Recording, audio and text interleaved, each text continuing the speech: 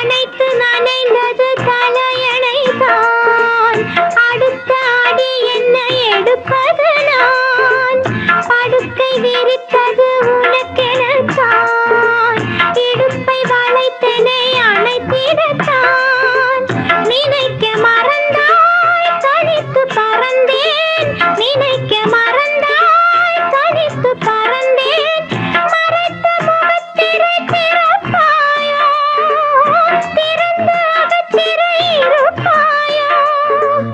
இருந்து இருந்து இரண்டு மனம் இணைய உன் பார்வையில் ஓர் ஆயிரம் கவிதை நான் எழுதுவேன் காற்றில் நானே நிதமும்